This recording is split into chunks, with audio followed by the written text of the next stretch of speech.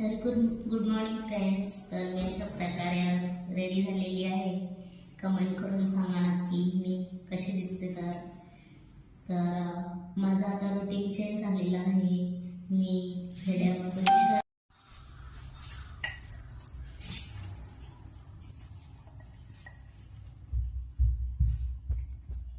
तर आज मी फ्लावरची भाजी करणार आहे.